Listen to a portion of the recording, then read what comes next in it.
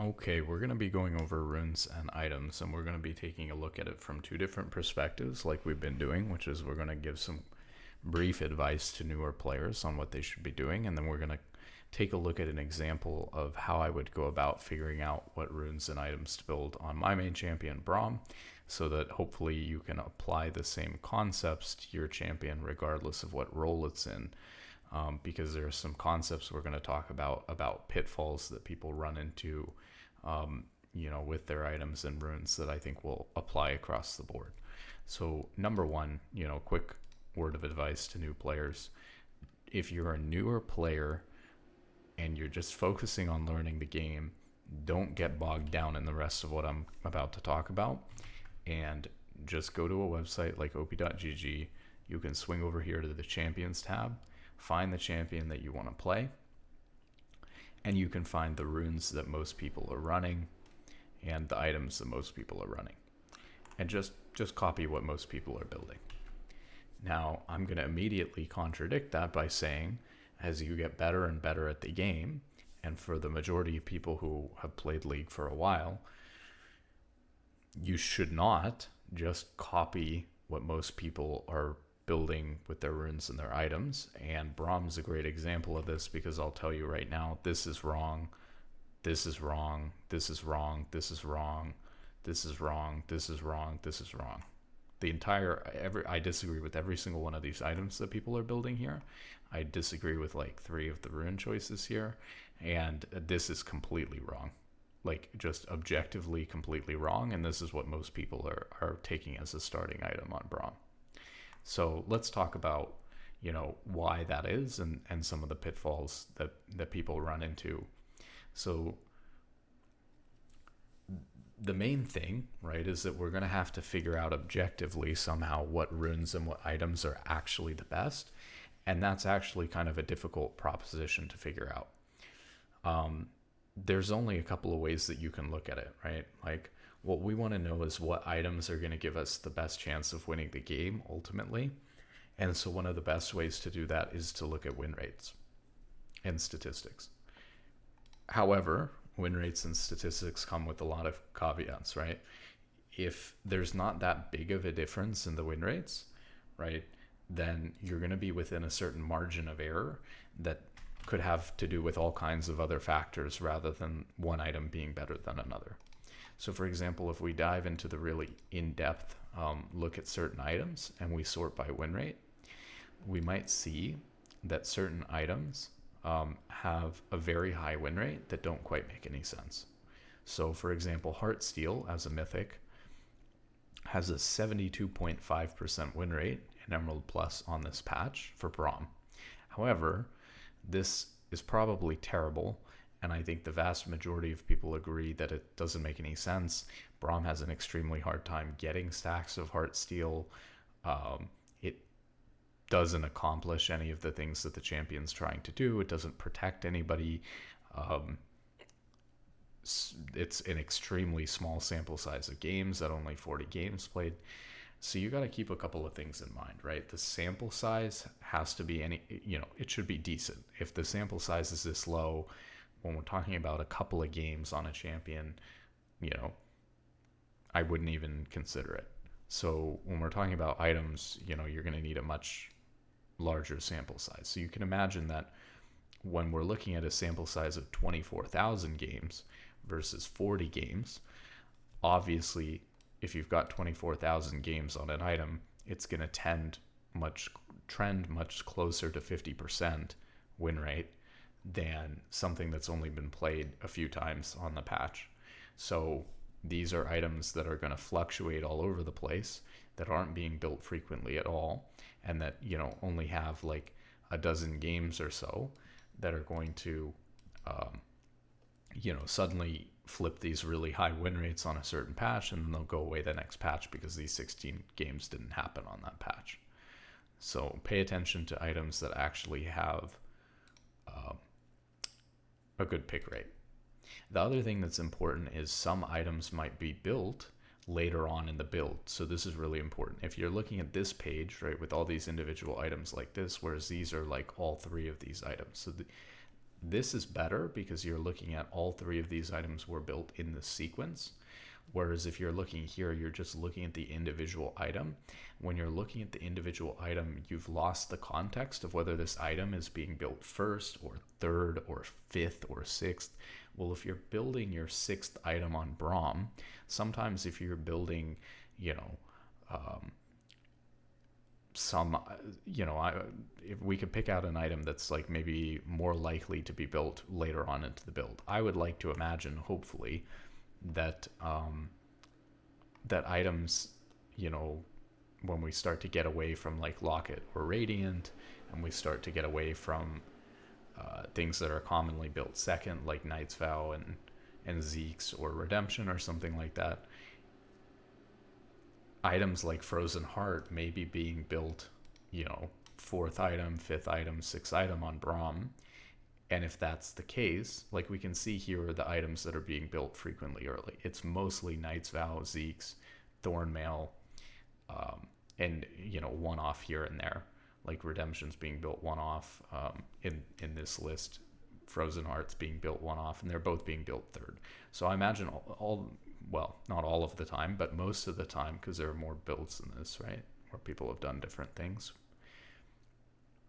A lot of the time, people are building Frozen Heart or these other items, even Redemption, even though it's good. People will be building these items fourth or fifth or sixth or something like that. And so these are games that are like way later on. They have a ton of gold because they're on 4 or 5 items. Braum as a champion is maybe more likely to win later into the game, and so those types of things are going to inflate the win rate on these individual items. I mean, imagine if you're looking at it, because this applies to all roles, if you're looking at an 80 carry or a mage, if you look at Lord Dominic's Regard, or if you look at Void Staff, those items are going to have an extremely high win rate because those items, or Rabadons or whatever, because those items are being built fourth, fifth, sixth item. And so it's going to indicate that those are like later into the game on champions that have more impact on influencing and carrying the later stages of the game. So when you look at, like Jinx or something like that, and you look at Lord Dominic's Regard, I would imagine that the item's going to have a very high win rate. It doesn't mean that you should just build that like first or second, obviously. So those are some pitfalls. This is a big one. So if we go back to like the runes on Braum, right? One of the things that I see people doing is they're taking runes and items because they sound like they have really good synergy with the champion. So for example, we can see that people are taking the attack speed rune choice on Braum, and that's something that I disagree with because I think you get way more value from the ability haste. Now, especially in lower ranks, I don't think that people are even going to be able to take advantage of 10% more attack speed. It's not very much attack speed. So the question you have to ask yourself is, by just getting 10% more attack speed, are you actually able, when you're fighting somebody, to get an extra auto attack off because of them? Because either you're going to get an extra auto attack off on them while you're chasing them, over the course of 2 or 3, let's say you get to auto them 2 or 3 times. Are you going to get to auto them an extra time over the duration of 2 or 3 auto attacks? Or is 10% attack speed not enough to make a difference where you would get an extra auto in? And it's not, 2 or 3 auto attacks onto somebody, which is usually what you're getting if you were to W in and start trading with them on Braum. It's not going to make you get your passive off quicker. It's not going to get you an extra auto attack in.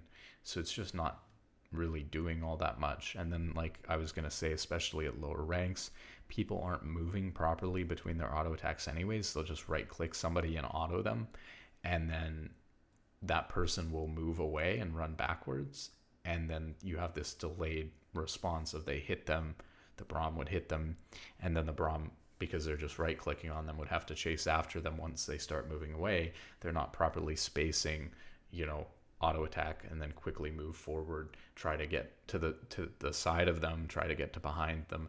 They're not doing that. And so I doubt that they're really doing anything more with this attack speed than at best kind of compensating for the fact that they're not moving properly in between their auto attacks. And at worst, they're just not getting any extra auto attacks in with it anyways, and so it's literally useless. Braum has an extremely long ult cooldown. It's like 90, 100 seconds type of thing at rank 1. So it's very, very punishing, very slow. And his E is a very long cooldown, but a super important ability. His W is also a long cooldown, and well, it's not a super key ability. It's a pretty important way for you to be able to go in and engage, in lane. So it is nice to have that on a shorter cooldown to be able to potentially look again faster. And his Q, even though it's already a bit of a shorter cooldown, so he doesn't benefit as much from having ability haste for that, is really critically important to being able to get your passive off at all. It's very rare where you would ever get your passive off on Braum without hitting a Q. And there's also a break-even point where your passive lasts long enough and your Q's cooldown is short enough that you can Q twice before your passive wears off, and that's extremely huge because that's what we're talking about, is getting an extra stack on your passive, right? And that opportunity that creates is very, very large and impactful. So the value that you get out of the ability haste is quite large, and the value that you get from the attack speed is almost arguably non-existent. And if it does help, probably not that good. So basically what I have here is, as a bias, don't take a rune or an item just because it sounds like it synergizes with the champion. Same thing could be said, since I'm trying to do my best to think about other roles too. Let's talk about like mid lane, for example. We know that at a high level, taking attack speed in your rune page on a mage can actually be quite helpful, because it makes a big difference in being able to CS under tower, and being able to CS in general. And the gold that you essentially end up getting from being able to get all those extra minions that you wouldn't be able to CS if you didn't have the attack speed is now translating into more ability power than you would get from the 8 or 9 adaptive force or whatever that you get. So obviously, like, ability power would synergize more with Ahri or LeBlanc, but actually going the attack speed rune here has proved to be pretty effective on those champions. So that's kind of another example of, just because something synergizes or makes sense with a champion doesn't mean that it's right. Another thing here that you should pay attention to, which is kind of similar but also a little bit different, is taking a rune or an item because it's like the best spot or the best case scenario for the rune or the item, even though the more generic rune option doesn't sound fancy or like super good in that specific situation, but it's actually just fine, like better overall. So for example, I see a lot of people taking Unflinching on Braum, and this is a rune I almost never run. You get a marginal amount of tenacity, and tenacity was also nerfed, so this doesn't stack as well with other forms of tenacity that you might get from building merc treads and things like that. And what I think a lot of people do, first off, this is not a general rune, right? It's very specific against teams with a lot of CC. So the fact that people are running this generically as the most common thing to take is quite bad, because it's not a generic rune in general. Now, even if you were running this into a team that had a lot of CC, like let's say you're playing against like a Leona Ashe or something like that, there's still a question as to whether you get more benefit from something like Unflinching than you would from like Overgrowth, which is what I mostly take, or Revitalize. So it's quite complicated, and sometimes obviously the choice is going to depend game to game. I think that people want to feel like they're adapting game by game by changing the items that they're going and changing the runes that they're going. And sometimes that is good if there's actually an even trade-off between the runes. A good example of this would be like the balancing between Second Wind and Bone Plating is quite good. So if you're into a heavy poke matchup on Braum, into a mage, taking something like Second Wind instead of Bone Plating can help you a lot in the laning phase and is really worth the trade-off. Even though like Bone Plating is probably better generally. There are definitely scenarios or spots where it's worth it, just objectively speaking, to get Second Wind. I don't think that that's the case with Unflinching. What you have to keep in mind is that if you've got Tenacity, right? So let's say that you get 5% Tenacity and slow resistance, and then they increase to 20% based on your missing health, and you get the maximum amount when you're at 30% health. So think about what that actually means for a second. Let's say this is your only form of Tenacity, and Leona CCs you when you're at 30% HP. So you get stunned for 1 second when you're at 30% of your HP in the middle of a team fight or something. What this Tenacity is going to do for you is reduce that stun duration from 1 second to 0.8 seconds. Do you really think that that is going to like have a huge impact on anything? It's really not going to make that big of a difference on anything. And it's worse if you are not, down to 30% HP. If you're 100% HP and Leona goes in on you, you only get 5% Tenacity and slow resistance. So now you're in lane and Leona goes in on you, and you're reducing the stun from 1 second to 0.95 seconds. It makes absolutely no difference. So it's quite useless. You're comparing that to a rune like Overgrowth that's going to give you, when it's completed, a lot of maximum health. We're talking, this is going to consistently give you over 100 maximum health a game. So this is like being able to get a free ruby crystal. And it's even better when you consider the fact that you're not just getting like 150 HP or so one time. You get to back, and on support you get to reset quite a lot, and when you go back to the fountain you have an extra 150 HP to play with basically every time you go back. Now it is true that this takes time to grow and ramp up, and so it's not until you've absorbed 120 minions dying near you in lane that you really start to get 100 HP plus. And so your early backs aren't going to count as giving you an extra 100 HP to play with. Obviously, it would be much stronger if you were getting like 150 HP from the get-go. But oftentimes with this rune, the way that it's going to work is you're going to get, in the early laning phase, you're going to start out at 0 from the rune, and you're going to go up to 40 or 50 health gain from the rune, slightly increasing over time. And then you're going to hit that 120 minion mark where you've absorbed 120 minions at around like 10 or so minutes into the game, roughly speaking. That's usually when I experience it. And then it increases your max health by 3.5%, and then that's when you gain so much HP from it that you go from like 40 or 50 HP to like 110, 120.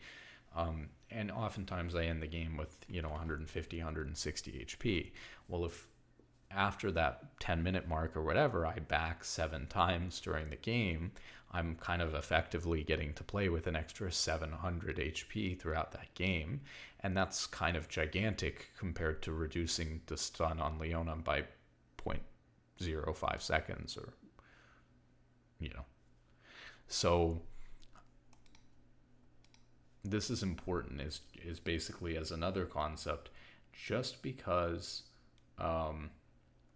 it's like a good spot, or it's like the best case scenario for Unflinching or for whatever rune we're talking about, just because the item or the rune is in its best spot doesn't mean that even its best spot outperforms another rune or another item in just a decent spot.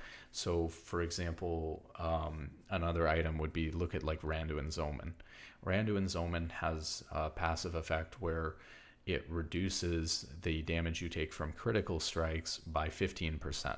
So the best case scenario, or the best spot for Randuin's, is when you're playing against like 2 or 3 crit champions.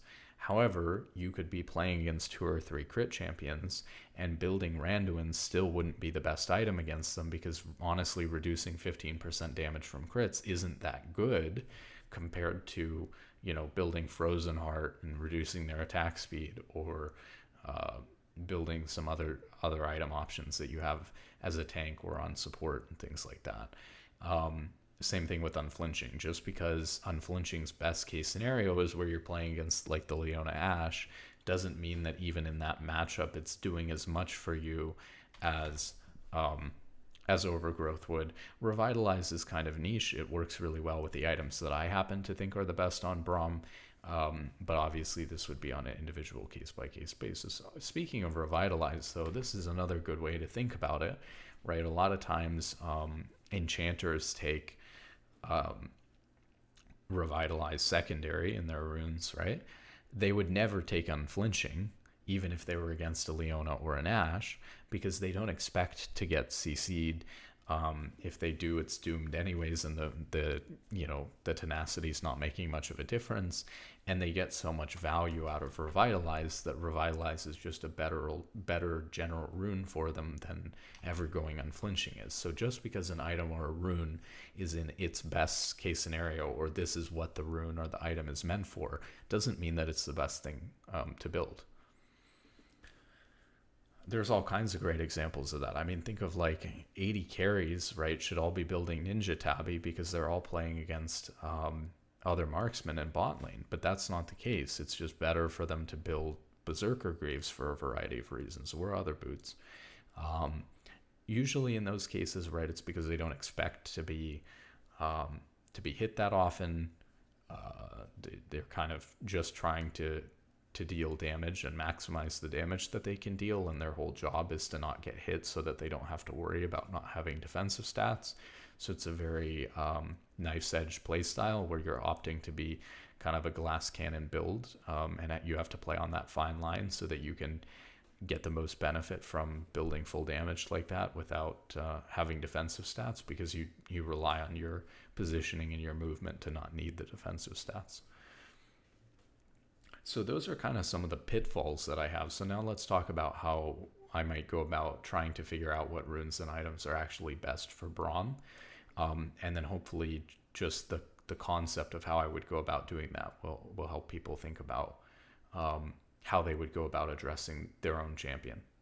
So I'm usually gonna, like, if I was looking at doing a new champion that I wasn't familiar with, there's usually a couple of things I'm gonna do. I am gonna come and first look at the stats on the runes, and keeping in mind all of the pitfalls that we've already talked about.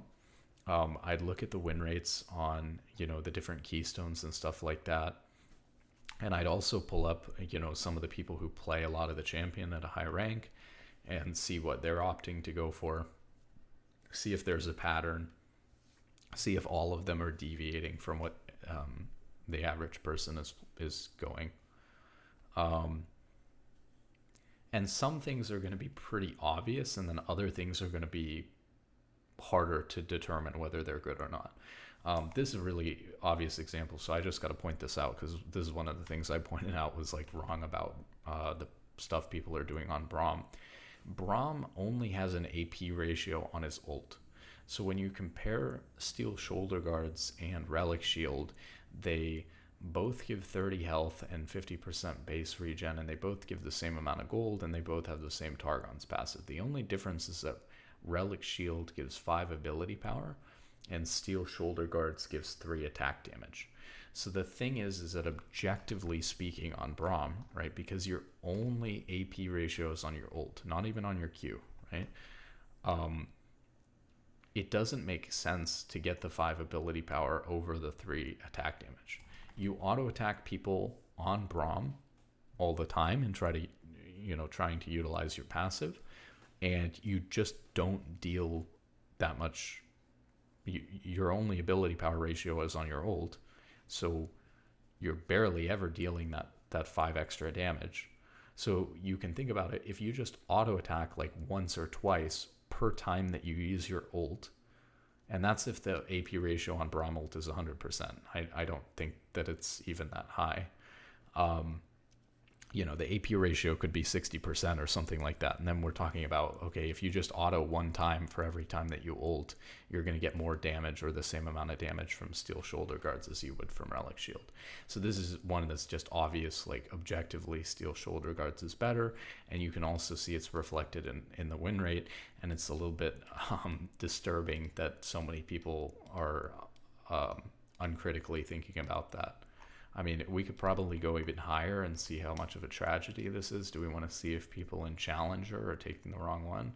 Yeah, I mean, even in Challenger, unfortunately, because people, even in Challenger, are copying the, whatever's on op.gg or whatever, you're seeing, even in Challenger, the same number of people are slightly, we've got one more game in Challenger where people are building the wrong starting item on Braum. In this case, it actually has a slightly higher win rate, but again, it's a sample size thing. So it's crazy.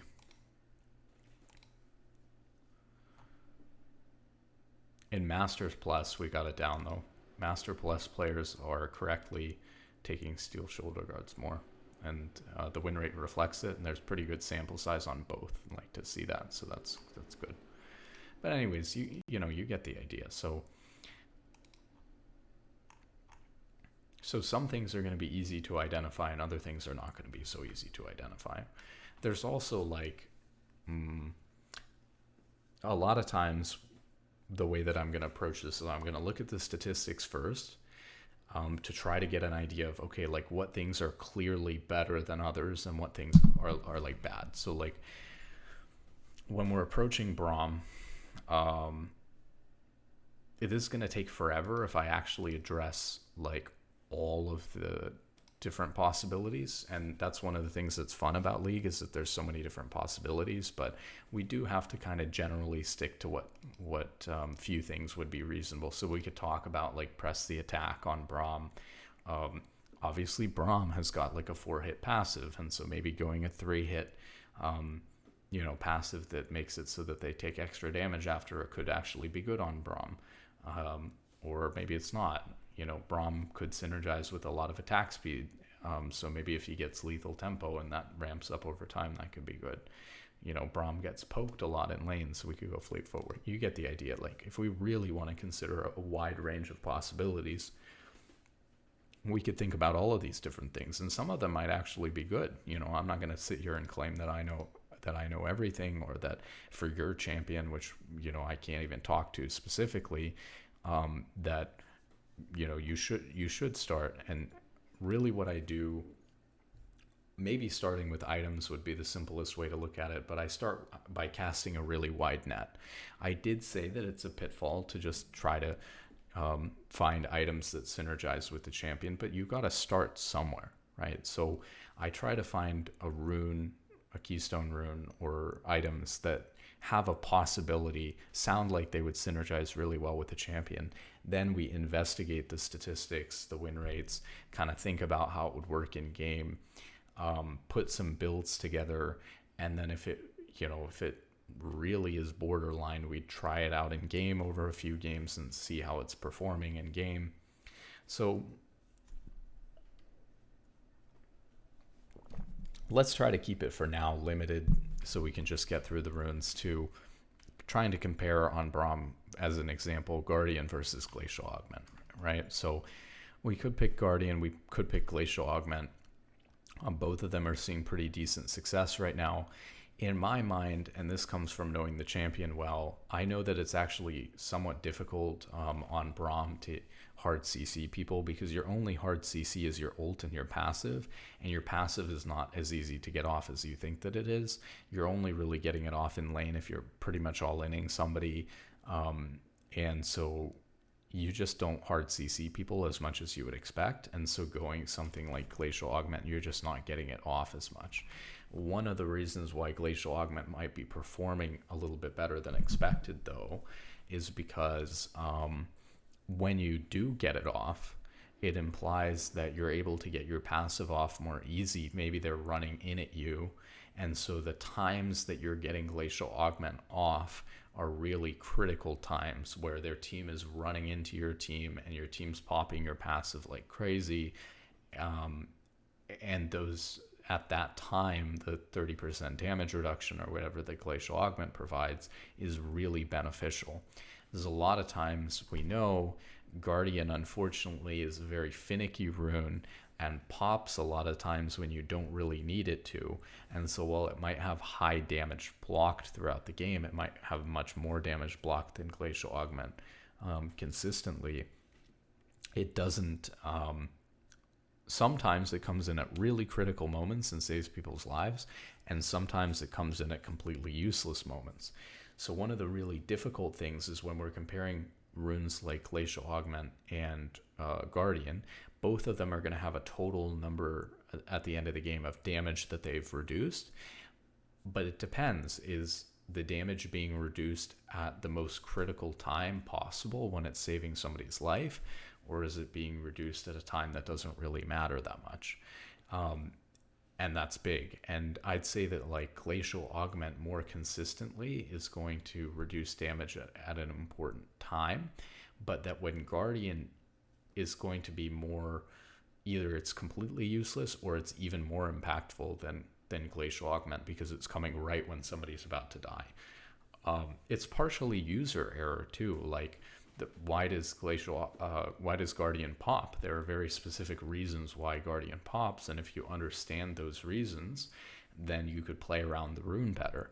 So, for example, the way Guardian works is it's either going to pop when you're standing next to somebody and they've taken a huge amount of damage over a short period of time, or they fall really low, like they're going to die, right, when they get hit by something and you're standing on top of them, or if it will always go off if you use an ability on your ally and then they get hit by something.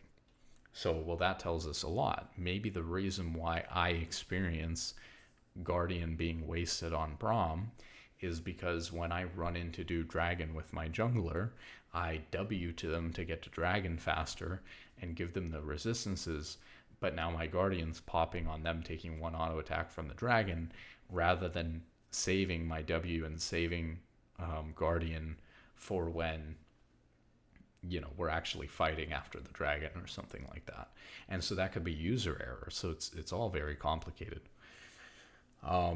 You know, so these are two that are actually going to be pretty close together and kind of difficult to analyze. So I'll just say that when Glacial Augment was changed the way that it is now, the way I went about it was I thought about it, and I thought that they both sounded good on Braum, and I went in and I played some games on Guardian, and I played some games on Glacial Augment, and what I found is that Glacial Augment was significantly underperforming Guardian in terms of the damage that it was blocking, and the win rate data was suggesting that it wasn't as good, and so I stopped running it, and my conclusion was that unfortunately on Braum you just don't have enough hard CC to constantly pop it and get as much value as you could from it.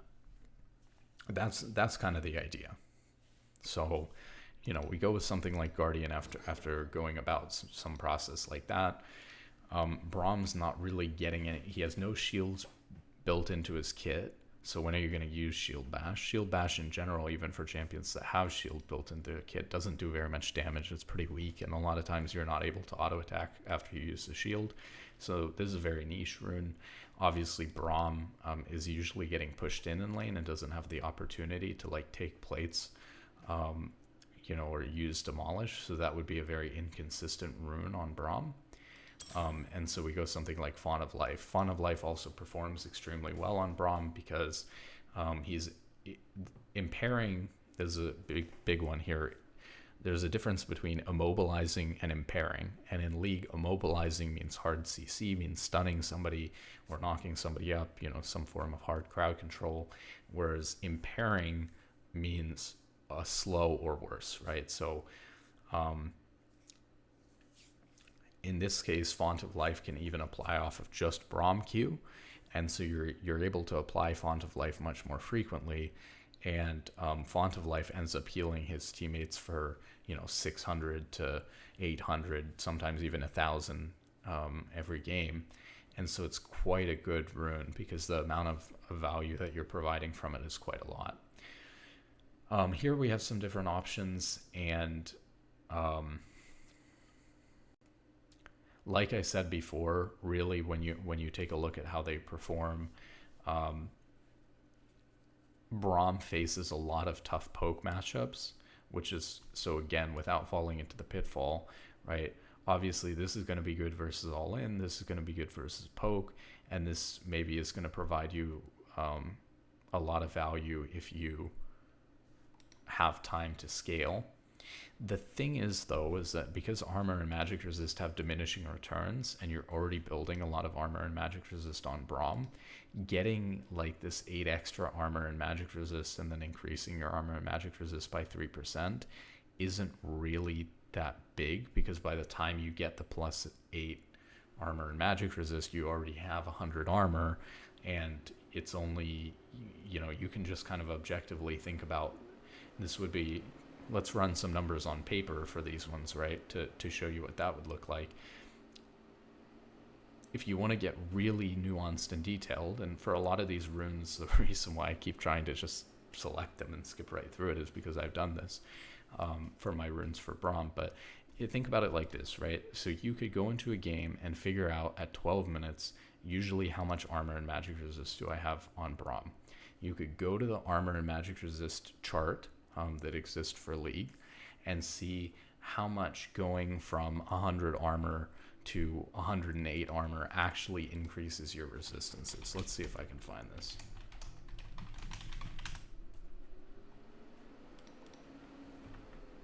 Here, I got it right here. So if you have 100 already and you go to 110, you gain 2% damage reduction against physical damage, right?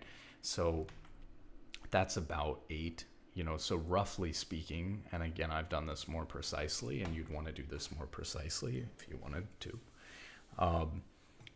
You're only experiencing like a 2 or a 3% increase in damage reduction if you already have 100 armor by that point. When you think about, okay, bone plating is going to give me 30 to 60 reduced damage on the next 3 spells that hit me. So if I'm in a fight and bone plating reduces, let's say we're level 9, so we're in the middle between 30 and 60. So we can average those two out. 30 plus 60 is 90. 90 divided by 2 is 45. So on average, we're, at level 9, we're going to block 45 damage. Let's say we're in the middle of a big team fight. We actually block that 3 times. That's going to be 135 damage reduced. Do you know how much HP you would have to have in order for bone plating to only be protecting 2% of your HP, like this one will? This is going to protect 2 or 3% of your HP. Bone plating, if it was only protecting, let's see.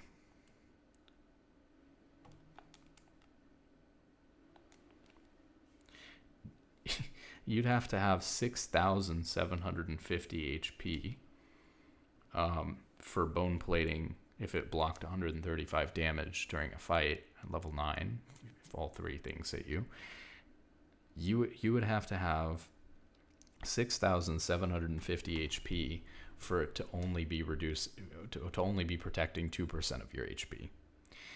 If it was only protecting, or if to protect 3% of your HP, because let's say that, since we get 3% armor and magic resist here on top of the 8, we were looking at a chart that showed the difference in 10s. So I don't know. So let's say we had 100. Okay, so we're only getting 11 instead of 10. So it doesn't really make that big of a difference. But let's say it's 3% instead of 2%. Even then, you'd still have to have 4,500 HP. So you can just see that bone plating is just outperforming conditioning by quite a bit. So conditioning is just kind of getting outperformed. So interestingly enough, right, conditioning is a great example of a rune that would really bait people. We see some AD carries like Zeri running conditioning, and do you want to know why? It's because conditioning is actually best for champions that don't build any armor or magic resist at all, because bone plating or second wind, right, is going to be better in this category unless you don't have any armor or magic resist at all, because now if we go back to the chart, right? But let's say you're an 80 carry and you only have, you know, 40 or 50 you know, armor or magic resist, and now you gain +8, right? And then you gain, you know, the 3%, so maybe you get 2 armor and magic resist, so it's about 10 again. And so you go from 33% physical damage reduction to 38% damage reduction. And so now we're talking about a huge, you know, 5% in both physical and magic damage reduction. Bone plating, well, I mean, this is how bad it is actually compared to bone plating. Is even with that math on a squishier champion, bone plating would be effectively providing you with, it would only be better than bone plating if you had 2,700 HP. And an 80 carry doesn't have that much HP. They actually have even less than Braum or somebody would at that point. So I think conditioning's basically just getting completely outperformed by bone plating. This is what I mean by when you run the numbers on paper, right? If one is completely blowing out the other one, then say, you know what, conditioning absolutely sucks. I don't think anybody in the whole game should be running it. You should just be running bone plating instead.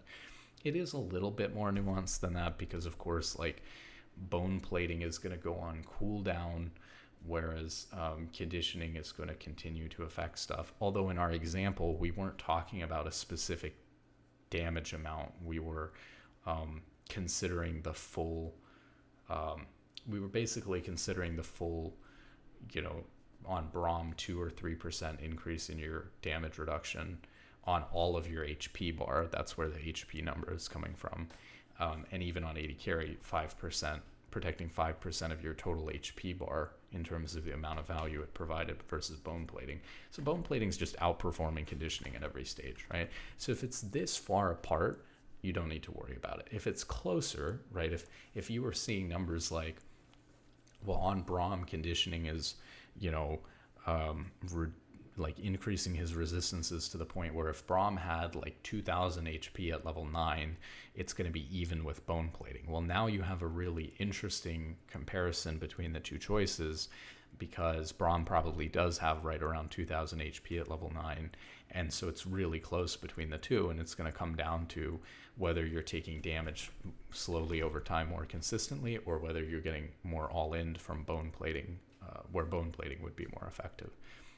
Second wind, when you just look at the numbers of how much bone plating blocks in game and how much second wind heals in game, second wind can be quite good and comparable to bone plating just in terms of the numbers in game. And so these are just two where they're close enough and they fit into, could potentially help Braum in such an important situation when he's in a lane where he's getting poked out, that they're obviously something that you want to try in game to see which one's doing better. And it turns out, well, second wind can do really well and hold up versus bone plating. So these ones are actually situational on Braum, and you'd pick second wind if you're into a heavy poke matchup, and you pick bone plating if you're into a general matchup or a more all-in focus matchup. You know, then for these ones, like I said, we've kind of just gone through. I don't like that unflinching doesn't provide, this is, I would say it's a hard argument. Determining, like we've talked a little bit about unflinching versus overgrowth and stuff before, unflinching doesn't provide stats in the way that it was very easy to compare how much you get from conditioning versus how much you get from bone plating on paper, because they're both providing damage reduction. Unflinching is providing tenacity, which is completely different from essentially the effective health that you get from overgrowth or revitalize. So overgrowth and revitalize you can compare, but comparing unflinching to overgrowth is a little bit like comparing apples and oranges. And so it's a difficult comparison to make for sure, but you just kind of have to think about it practically, right? Like, what are the win rate statistics looking like on the same rune page with unflinching versus with overgrowth? How am I doing with unflinching versus how am I doing with overgrowth? Is when we think about what the actual trade-off is, which is increasing my HP, you know, at like 12 minutes or so into the game, when I get the 120 minions coming in at like 12 minutes, 10, 11, 12 minutes into the game, when I get about 100 HP from Overgrowth, is it worth losing 150 HP, like 100 to 150 HP on Braum, in order to reduce CC durations by like 20%? Sounds like a big number, but when you're talking about getting CC'd for, like I got CC'd for 2 seconds this fight, and instead I got CC'd for like 1.8 seconds or 1.6 seconds. Is that really making a big enough difference to you that it's actually changing the way that the game's playing out? Probably not, right? And so for me, I stick with the one that's going to provide the biggest value. Now, I've done some math between Overgrowth and Revitalize on Braum. Again, Revitalize is something that you wouldn't take unless you were building a lot of healing and shielding. And so my build happens to be Radiant into Redemption. If it was not that, if it was like, well, Locket has shielding too, but let's say, it was a more standard build, and let's, for the sake of argument, so that it has no healing and shielding, let's say you're building Even Shroud into Knight's Vow or Zeke's or something like that on Braum. Obviously, Revitalize just wouldn't be providing any value because Braum has no healing or shielding really built into his kit.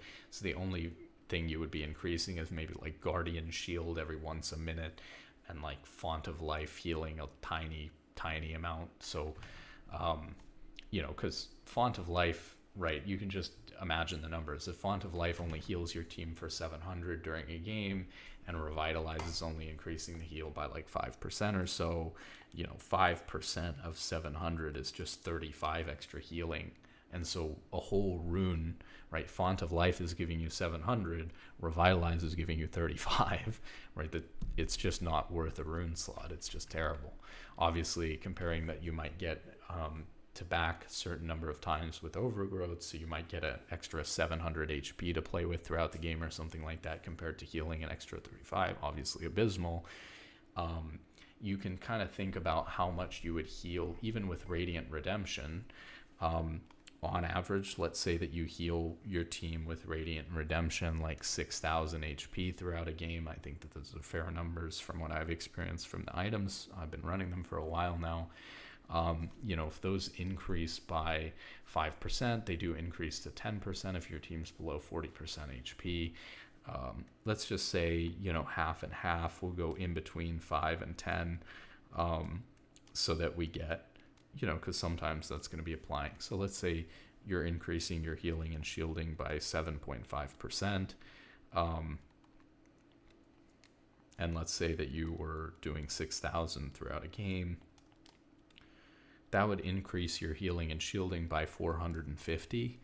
And 6,000 is a fair estimate, but I mean, you'd have to be doing, there are definitely many games where you do much worse than that in terms of healing and shielding with Radiant Redemption. So in my mind, just 450 compared to getting like 700 effective HP throughout the game from Overgrowth, there's a big enough gap there that I think Overgrowth is clearly better, even if you're running Radiant Redemption on Braum.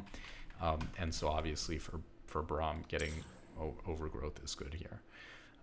You have a lot of options secondary. You can do things like Triumph, Tenacity. You could do things like Boots and Cosmic Insight. You could also go like Biscuits here. So there's all kinds of different options. Obviously, it's within any champion. You can even go like this.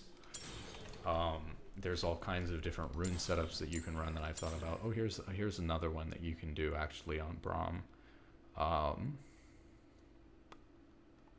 You can go this, you can go this, you can go this, you can even go this. You can take the same things with Taste of Blood instead. So this is one of the things that's fun about League of Legends, is there's a million different rune and item combinations, but you've got to try to figure out what's actually decent. So let's talk about why you might go some of these things. What I tend to run is magical footwear and approach velocity. Or actually, I'll say this is what I tended to run, but I've just kind of recently changed this. Um, the reason for this is because a lot of times with your items and runes, you're trying to fill certain gaps that your champion has, let's say. So you can kind of think about what stats you want your champion to have in order to make your champion good. Let's say that you're playing Kaisa, right? You want attack speed, you want AD, just in general as an AD carry, but you also need those things to evolve your Q and your E on Kaisa. You can opt into going ability power in order to also evolve your W. And your well, maybe I shouldn't have brought up Kaisa because she's such a niche example because of her evolutions with her abilities and trying to get to certain stat thresholds. But the idea is Kaisa is an example of a champion that very clearly tells you need to get certain stats, right? So think about what stats you might care about on your champion, or think about what stats I might care about on Braum. Obviously, since I'm a tank champion, the most important stats to me are going to be health, armor, and magic resist. And I'm going to want to have a good balance between them, because if you build too much health and not enough resistances, it's inefficient. If you build too many resistances and not enough health, it's inefficient in terms of the damage reduction that you're actually having. And if you build only armor and health, you're going to be very vulnerable to the magic damage dealers they have on their team. So even though you're maybe playing bot lane and it's more AD focused, you're going to want to still have a good balance with your magic resist, because if you don't, you'll be very vulnerable later on in team fights. So, and of course you get diminishing returns by building more armor and magic, by building more and more armor. And so being able to get a little bit of magic resist is going to greatly increase your damage reduction against magic damage. So it's quite good, because even if they're more AD focused, if you build a little bit of magic resist, you get more benefit from it than you would by continuing to build armor. So those three stats are important. Other stats that could be important are like cooldown reduction. Obviously, we talked about has a lot of long cooldowns and very important cooldowns. And movement speed could be important. Now, Braum is a very specific case where I actually don't think movement speed is important as people think it is, for a couple of reasons. One reason is because the way that Braum wants to play fights is he wants people to run into him. And so he doesn't really chase people down or like run at the other team and engage a fight. Really, he wants fights where the other team is coming into him. So, for example, as an AD carry, standard AD carry where you're not chasing people down and you just want people running into you, maybe boots aren't as important as you think that they are. Maybe you're sinking 1100 gold into an item that doesn't give you the best stats, doesn't count as a legendary item, doesn't give you any mythic bonus because of that, doesn't accelerate the rest of your build, and just gives you a little bit more power to chase people down, but you don't really need that anyways because you want people coming into you. Now, if you're a champion that needs to go in on the other team, you're playing, I don't know, like a Nocturne or a Hecarim or Hecarim obviously very much benefits from having movement speed too, or you're playing a Lee Sin or something like that, you might need to have more movement speed in order to be able to make your plays work by going in on the other team. But because Braum doesn't, and because my items happen to be extremely strong on Braum right now, I think Radiant Redemption is really, really strong right now. I don't feel it necessary to sink gold into boots, and so I just take magical footwear. So what you're seeing I'm choosing to do with my secondary runes is just take things that give me movement speed and fill the gaps in where I don't have good movement speed while allowing me to accelerate my build. So all this is doing is allowing me to accelerate my build. It means that if I do end up in a scenario where I'm trying to chase somebody down, if I hit my Q onto somebody, approach velocity is going to give me a lot of movement speed towards them, to the point where it basically doesn't matter that I don't have tier 2 boots. Magical footwear is going to give me tier 1 boots for free, and they're going to be slightly faster. So, these two runes are basically giving me all the movement speed that I need while allowing me to save, 1100 gold on boots or so, that I can put into being 1100 gold quicker towards Radiant and 1100 gold quicker towards Redemption, which I think has a bigger impact than having upgraded boots or going a different rune setup. And then we talked about the difference between the attack speed and the cooldown reduction or the ability haste here. And then in most matchups, I'm going to take 1 armor and 1 magic resist here for, again, that balance between armor and magic resist. And usually because some AD carry champions deal a mix of magic and physical, and most supports deal magic damage, even if they're a tank. So, going something like this is ideal most of the time. Obviously, if they are a very heavy AD team, like really heavy, or their bot lane is like Pantheon and an AD carry, or like Pyke and an AD carry, could go double armor. If their AD carry is playing a mage and AD carry, you could go double magic resist instead. But for the most part, you're going to be taking armor and magic resist to give you a good balance. Now, there are some other things we could talk about, though. One of the things that I've noticed is that Radiant Virtue has a very specific problem, which is that its cooldown can sometimes not align with your ult's cooldown. So it's very bad if Radiant Virtue is still on cooldown while your ult is up, because if you ult and Radiant was going to be up in 10 seconds, you're stuck in this very bad situation where either you have to hold your ult even though you have it for another 10 seconds, which could be bad, or you use it, but then you're essentially putting Radiant on, and again, Braum's ult is a very long cooldown. If Radiant was going to be up in 10 seconds, you've waited 60 seconds or whatever for Radiant Virtue to come off a cooldown, and now you're going to have to wait another 90 seconds for your ult to come back up again. So you're now experiencing in this situation a very, very long downtime between when you're using Radiant, and that can be very bad for the item. So one of the things that you can do to solve this is you could go, there are 2 things that could solve this, which is if you go Ingenious Hunter, it gives you 20 item haste, which is going to dramatically decrease the cooldown for Radiant, or you could go Cosmic Insight, which gives you 10 item haste, and both of these are going to solve basically that cooldown problem, that very specific 10 seconds or so where Radiant can be on cooldown and your ult can be up. And so that is really big because of this niche specific scenario that happens. So what I've been liking to do now is to go Magical Footwear and then Cosmic Insight, because that solves that problem with Radiant while only taking away movement speed while I'm chasing people down, which again, as I said, isn't that essential on Braum. You could also give up the Magical Footwear altogether and go Ingenious Hunter like I talked about, and go Cheap Shot. And I've been testing out between Cheap Shot and Taste of Blood here, because Cheap Shot has been giving me quite a lot of extra damage actually.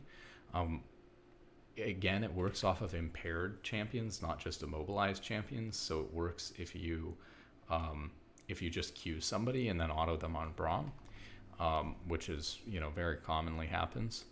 And then Taste of Blood can actually be quite nice to survive poke too, because, when you trade in one of these, annoying poke lanes, you got this extra healing out of this rune that you wouldn't, normally have by going like boots and approach velocity. Problem with this though is then you're really slow because you have not even Magical Footwear to back you up, no approach velocity to chase people down. Of course you can go this, and this is a decent option, but if you're going this option, you probably, again, no movement speed, so you're probably going to have to build boots, and you also don't solve the problem that you would have with Radiant Virtue, so this is probably something that would be best built on a build that's not using Radiant Virtue. This is something nice that you can go to give yourself a little bit of cooldown reduction or ability haste early on, but you don't really need the mana that much on Braum. You shouldn't really be having mana problems on Braum unless you're misusing your mana, and it doesn't solve any of these movement speed problems or the problem with your item needing a shorter cooldown as well. So really something like this right now for the build that I'm going. Or something like this or like this.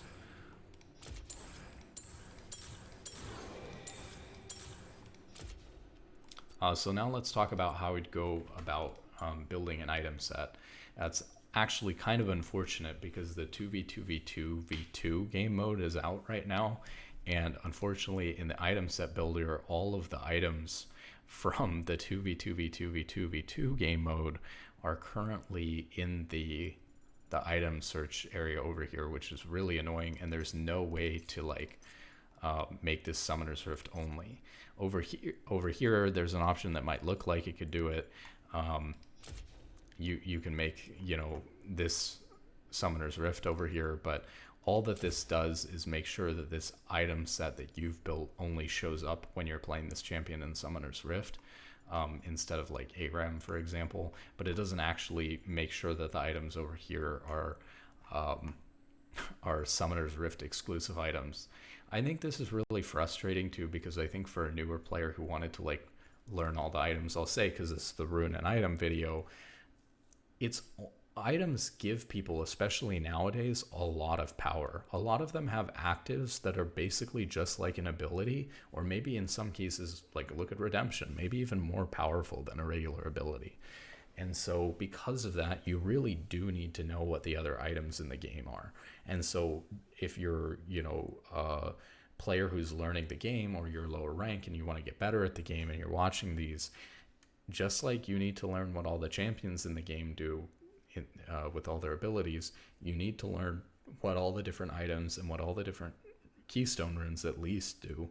But a lot of these different things, you need to know what they are and what they do, because they'll change the way that the game plays out.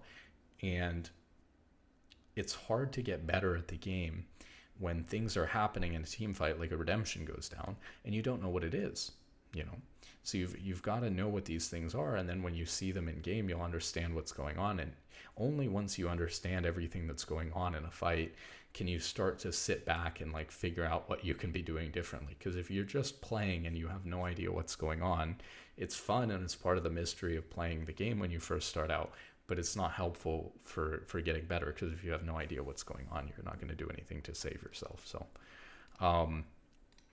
what I like to do is, if I'm playing a champion in another role, or I'm creating an item set for some random champion, is I like to come through and I just go through every item that there is in the game, and I literally just pick out whether I think it synergizes with the champion or not, and throw it into the item set. So let's just go through and we'll do a new one for Braum. So we're going to create a new item set. We're going to skip all of these beginning items here.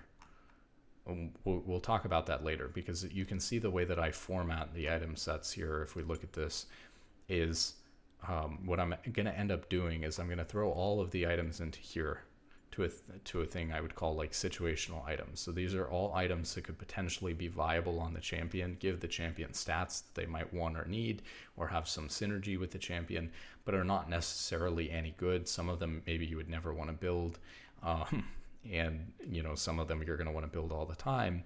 And then obviously we're going to pick one mythic item that we think is really good, and we're going to pick other legendary items that we think are really good and put them together. That's going to make up the core items. We're going to have our starting items up here, obviously, and I like to include my trinkets and control words over here so I have easy access to them. And then what I've got down here, obviously we have all those situational, legendary, and other mythic items that you could go, but I also have component items or different boots and things like that you could go. So any they're called epic items. So you have mythic items are your you get to build one in your build, They're like the centerpiece of your build, and usually have some sort of very powerful effect. And then you have legendary items, which are going to give you bonus stats based on what your mythic is. And so those are fully built, full-fledged items. Epic items would be like Bramble Vest or Warden's Mail. They're components that build into a bigger item. Like, for example, Bramble builds into Thornmail. And so this is also all messed up too. This is just bugged. Like, I click on Bramble Vest, it says it builds into Kraken Slayer. I click on Warden's Mail, it says it doesn't build into anything. So you can see it's kind of screwed up right now. I click on Knight's Vow. This is classic Riot. It says Knight's Vow builds out a Stormbrazer, which is another legendary item that's actually more expensive than Knight's Vow, so that doesn't make any sense. And then it also builds out of Stirring Wardstone, which is an old support item, which doesn't even exist in the game anymore. So they've got their item stuff all messed up right now. But so you get the idea. So here's how I would go about doing this. So I would just come over here and create a new set for your champion. And this is going to be a great way to learn the items and also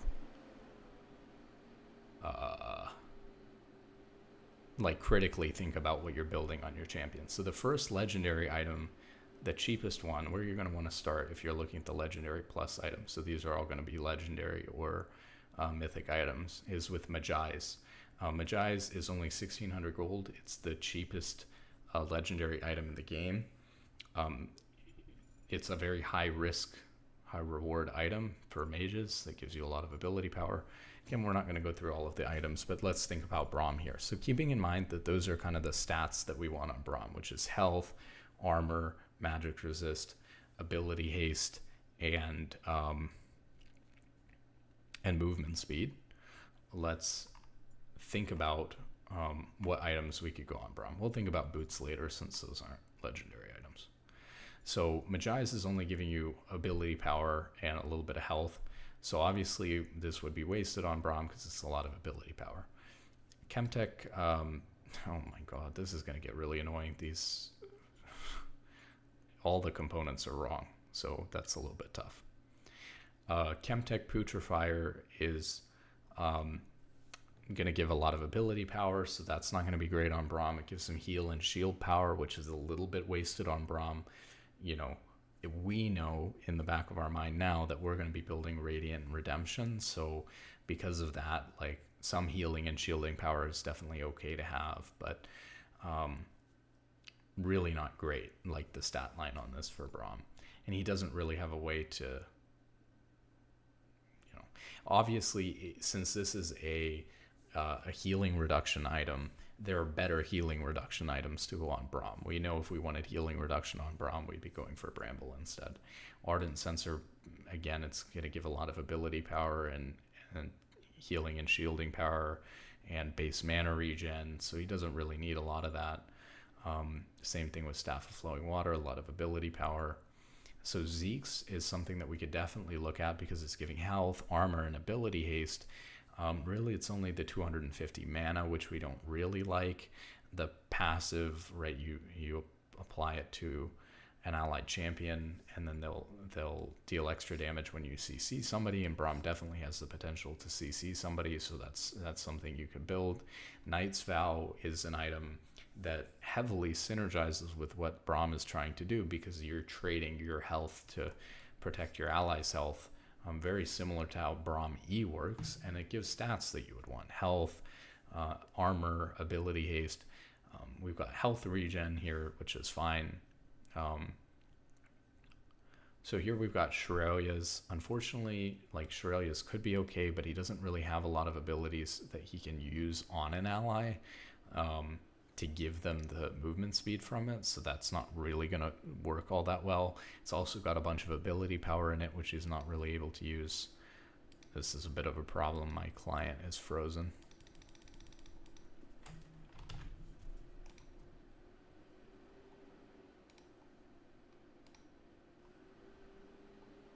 We're going to have to relog on that. But you get the idea. I'm going to go faster through this, otherwise this is going to take forever. But we're just basically going to nix items that that don't fit into the core. Oh wow, it didn't save any of that. We're just going to nix items that don't fit into the core stats that we're looking for on Braum. So we could potentially go Zeeks, we could go Knight's Vow. This has ability power, so we're not interested in it. Even Shroud we could go because we CC people, and this has all of the stats that we're looking for: health, armor, magic resist, ability haste. The only thing it doesn't give is movement speed. Redemption, does give the heal and shield power and base mana regen, which aren't super needed. But if we were to go a healing oriented build, like with Radiant, which we know we can go on Braum, then Redemption could potentially be okay. The health is fine. It's a very cheap item, and the active itself on Redemption is so strong that it could kind of make up for some of these stats. And another new thing about Redemption is because it builds out of Chalice of Harmony now, the health regen, or the base mana regen, is also going to be base health regen. And so you're getting 250 health, 100% base mana regen, 100% base health regen, and the 15% heal and shield power and the active. So this is totally fine. This is going to give a lot of AD. Braum doesn't have any AD ratios, so AD items aren't generally going to be that good on Braum either.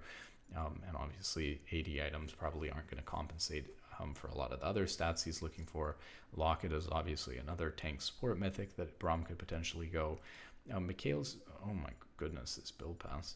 Mikhail's used to be a little bit worse on Braum as well, but it is also better on Braum. Now, I wish we could see the actual build passes. Unfortunately, the items on the Elite client are bugged worse than they've ever been bugged before. So it's an unfortunate time to make the items video, but it is what it is. Since Mikhail's builds out of Chalice as well, Mikhail's before built out of a Negatron Cloak, which just gave you nothing but magic resistance, and the Forbidden Idol, which just gave you like mana regen, heal and shield power, and ability haste. Now it's got health in it, and so if you look at the stat line, it's actually exactly the same as Redemption, and so it's going to be totally fine to build it.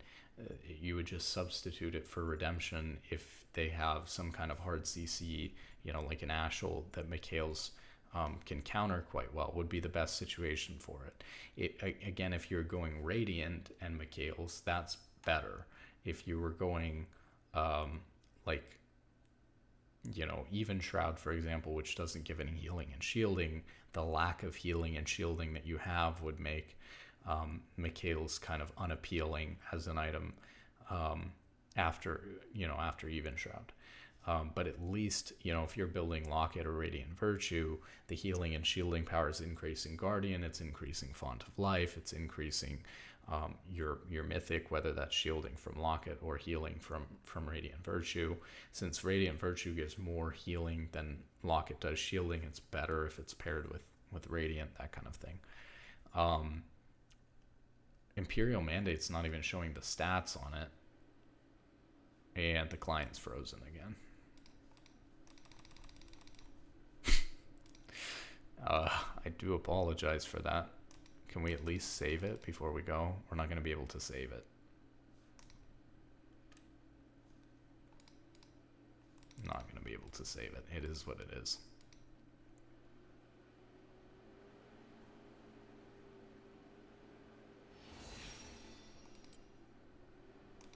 Let's try this again. Okay, so we had a few items in here. We'll try to save this so that we don't run into this problem again. So we had like Zeke's, Knight's Vow, Even Shroud, Redemption, Locket, Mikhail's. This gives AP, so we're not going to worry about that. This gives a lot of health, ability haste, base mana regen. So this is does this give base mana regen? I don't think that this, maybe it does. It remains to be seen whether this actually gives base mana regen or this is also a bug. I don't remember it giving base mana regen, but maybe it does. But anyways, this could work because it's mostly giving you a lot of health. This is actually another item that has great synergy with Radiant Virtue, because Radiant Virtue heals more based on how much health you have, and this gives you a ton of health because it's going to give you 250 health, but it's also going to increase your bonus health by 20%. So you can imagine that's quite a lot. Like if you have 2,000 bonus health, 20% of that is going to be 400 extra health. So this item's giving you 650 health. And then because it's also a legendary item, it's also going to be giving you 75 health from Radiant Virtue, because Radiant Virtue's mythic passive is to give you 75 health for every legendary item you have. So now it's giving 725 health for only 2,300, which is extremely cost efficient for that much health. It's also giving you 10 ability haste, and it's also increasing not just 20% to your health, but 20% to your ability haste as well. We're not going to have any bonus attack damage or any ability power on Braum, so those ones aren't really going to be increased by anything meaningful. But we're going to get a lot of ability haste from this item. We're going to get a lot of health from this item. So this is, quite strong, and for very cheap later on. So this can be quite good on a lot of supports, including Braum. Moonstone, we're not really going to be able to go because we don't have enough consistent healing or shielding in the kit. And obviously, the only healing and shielding that we are going to potentially get is from Locket or from Radiant, which we can't build if we're building Moonstone because it's another mythic. Echoes of Helia, you get when you damage an enemy champion twice, healing or shielding an allied champion consumes all the shards to restore health. We don't really have a consistent way, again, of like healing or shielding people, and you only have one damaging ability besides your ult, so it's not easy to stack this, and it gives ability power, so it's not great. Abyssal Mask is a pretty generic tank item. You can see it's giving us all stats that we're looking for, which is health, magic resist, and ability haste, and then its passive is to curse nearby enemy champions, reducing their magic resist. And for each champion that you're reducing their magic resist, you're going to gain magic resist. So this is the type of item that you might want to build if you want to just have an aura to reduce the enemy team's magic resist. Maybe you've got a lot of teammates that deal magic damage and you want to help reduce the magic resist on the other team because they've got so much of it. Interestingly enough, though, I'll take the time to point out that this is a really interesting item because you know what I just said, right? Which is, it sounds like this is the type of item that would fit best in a situation where you have like a lot of AP champions and so the other team is building a lot of magic resistance.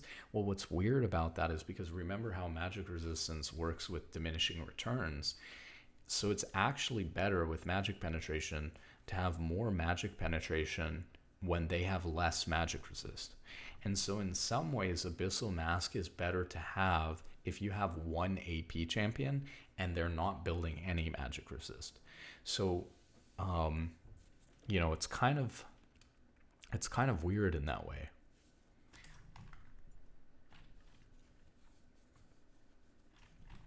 Maybe if you had an AP champion that was like a consistent damage dealer, that you wanted, like a Rise or a Cassiopeia that you wanted to be able to carry, and they're not building a lot of magic resist, you might get the most value out of this item then. It's a very niche item, though. It's not something that you would see me going a lot just because it's maybe so difficult to understand its value, to be honest. Anathema's Chains just gives you health and ability haste, which are two stats that we're looking for, so that's quite good. It gives you a lot of health. It's one that I often compare to Vigilant Wardstone, actually, although they're kind of different in many ways. It's a little bit more expensive and you get a little bit less health. Once you get the 20% increase to your ability haste plus the 10 ability haste that this one gives, maybe Vigilant Wardstone gives a little bit more ability haste and a little bit more health, but then this has no passive, whereas Anathema's, obviously you pick an enemy champion, and then after 60 seconds, they have reduced tenacity near you, and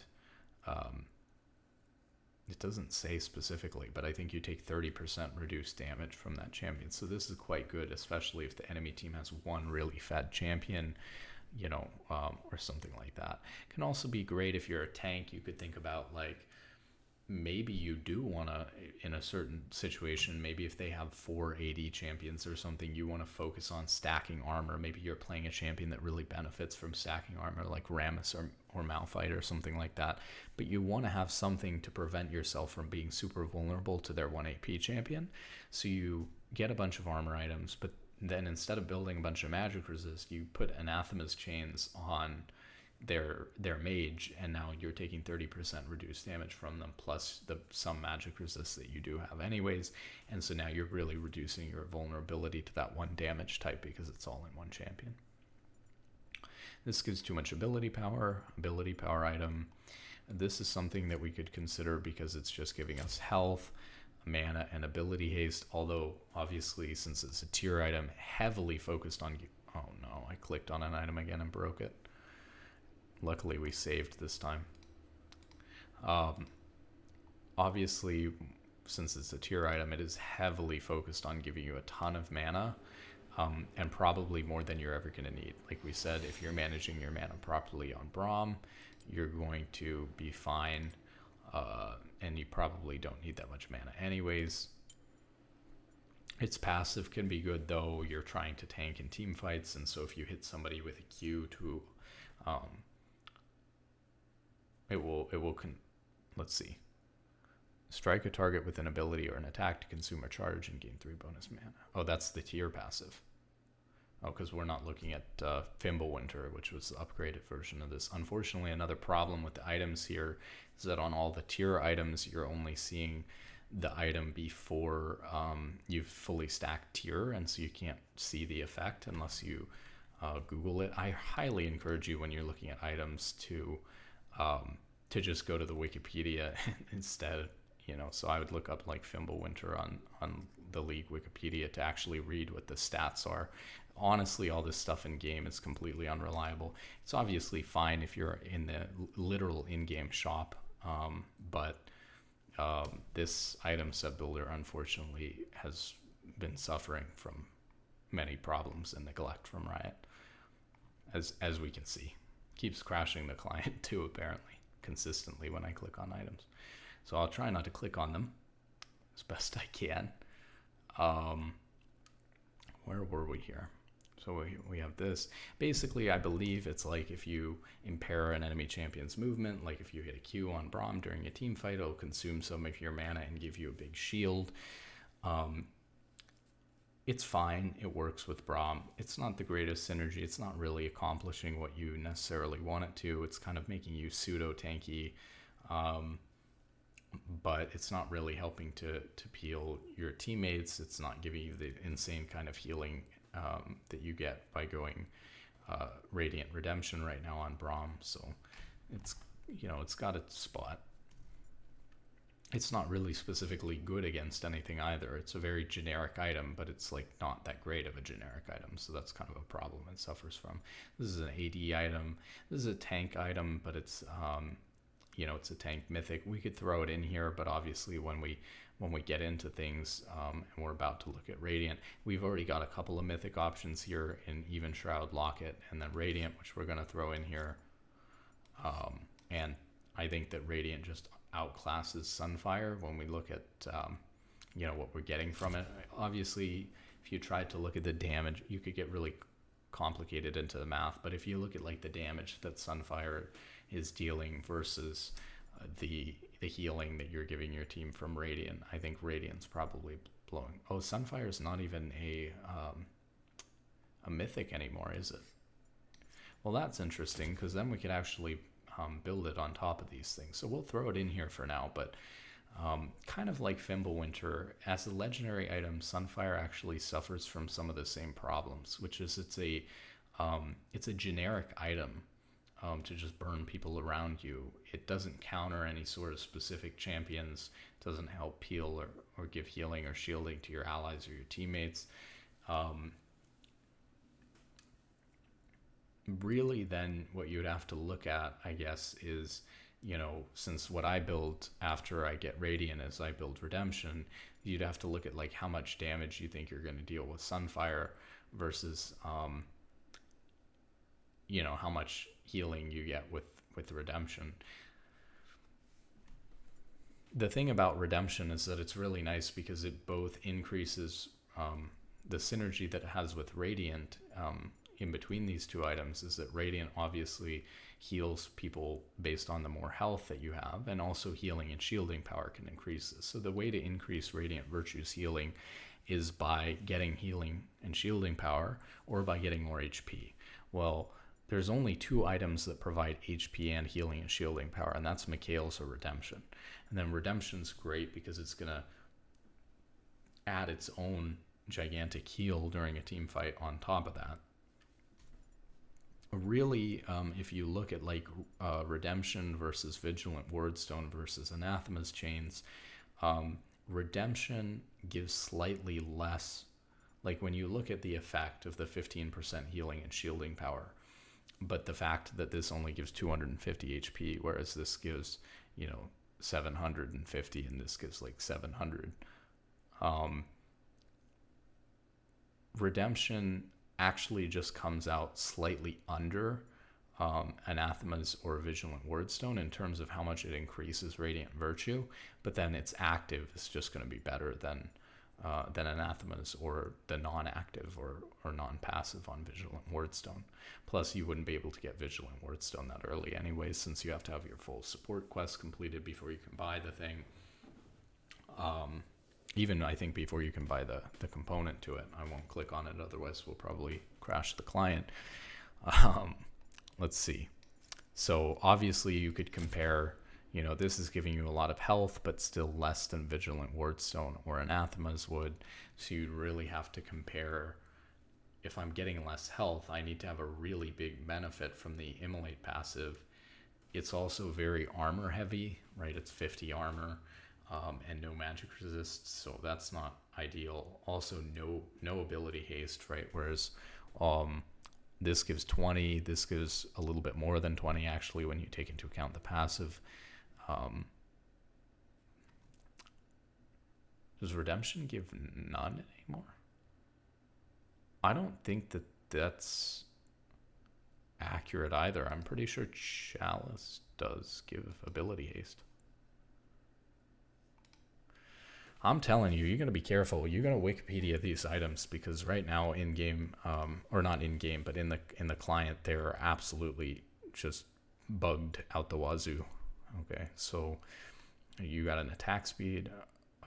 Where are we here? Oh, we got Thornmail, which is obviously, oh my goodness. Oh, I clicked on it. Oops. But this is going to build out a Bramble. The thing is that if you're going to build anti-heal on a champion like Braum, it's a big gold commitment for something like that. Right now, I'm a firm believer that you can actually get more value out of just continuing to build Radiant and Redemption because of how much healing you get off of those two items. You're going to out heal, and this is even more true for other enchanters. By continuing to build your own healing items, you're going to out heal what they're healing anyways. If you slow your own healing down in order to reduce some of theirs, and you're not reducing all of that much, you're reducing 40% of the ones that the effect is actually being applied to, which is not consistent.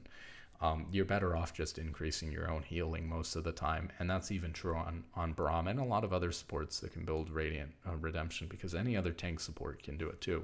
For some of them, it's actually seems to be performing quite well. And for some other support champions, it does seem like continuing to go Even Shroud is better. Locket's really underperforming right now because Locket and Redemption Locket and Radiant Virtue kind of do the same thing, which is they heal or shield people when you're worried that people are going to die. But Redemption, or I keep calling Radiant Virtue Redemption, Radiant Virtue just does way more than Locket does right now, so that's not great. This is going to be a crit item, AP item, AD item. Force of Nature is a tank item that we could go. Radiant Virtue we're going to talk a lot about because it's going to wind up in the build, and we've talked a lot about it already. Force of Nature is giving you health, giving you magic resist, giving you some movement speed there, which is nice too. Taking magic damage from enemy champions grants a stack of Steadfast. Every immobilizing effect grants additional stacks. Well, at max stacks of Steadfast, gain increased magic resist and movement speed. So problem with an item like this is Braum, again, is not really trying to run into people. So this is very much an item that a tank player would build when they're trying to run at a mage. And Braum is sitting back, he's peeling. We've talked about, while movement speed is one of the 5 kind of core stats that we listed for wanting on the champion, it's not so important that we would want to dedicate an item's passive just to giving us a bunch of movement speed. And we have to get hit over and over again by a mage by abilities and stuff in order to do it. It's also giving us 60 magic resist, no armor, so there's no good balance there. And it's giving us even more magic resist when we get hit over and over again. And that's not, we just don't need that much magic resist. And an item that's so heavily focused on magic resist. Now, obviously, there are situations, right? So maybe if you really wanted a heavy magic resist item, now we have some options in here that are heavy armor and heavy magic resist for different team comps and things like that. But probably they're not going to be built very frequently, if ever. AP. This is an AD item. This is an AP item. This is an AP item. So here's a tank item. Technically, we could throw this in here, but it's giving us health. It's giving us, again, a heavy magic resist focused item, some ability haste, and it's going to have an active that's going to give you a ton of movement speed when you're running at an enemy or an enemy turret. Thing is, again, Braum doesn't really want to operate like that. Once he runs at them and gets there, what is he going to do? Are you just going to activate this and sprint in at somebody and apply passive to them? It just doesn't make a whole lot of sense, right? You've got an AD item. This is a tank item. It's going to give you a lot of what you're looking for in terms of health, magic resist, ability haste. Again, its effect is it increases all healing and shielding by on you by 25%. If there was ever a time to build Spirit Visage, it would be, or Visage or whatever. I don't know where Spirit Visage or Spirit Visage. I mix them up. It is what it is. This item, if there was ever a time to build it, would be after you're building Radiant Redemption for Braum, because you don't have healing built into your kit. So yes, it's a tank item and Braum's a tank, but you're never going to build this item on Braum. The only time you'd ever build this is if you have Radiant and Redemption. So this is the only meta you could consider building it on Braum, and it's still really not that good, because again, if you go, these other items we could compare it to for third items, if we go Anathemas or if we go Vigilant Wardstone, these are going to give you more health. They're cheaper, and because of the fact that they're giving you more health, they're going to heal your allies a bunch instead of just healing you more. So, there's potential here, but it's not really. The other thing you have to consider is that on support, you're not really getting focused that much. On Braum, you can sort of force people to, in a way, temporarily while your E is up, but you're not taking that much damage on Braum.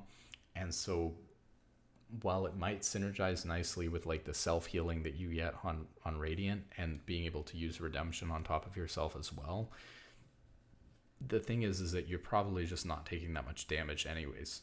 And so in most cases, you're not getting focused. You're in the back line. You're peeling for people. It just doesn't fit and doesn't provide that much value. There's an AD item.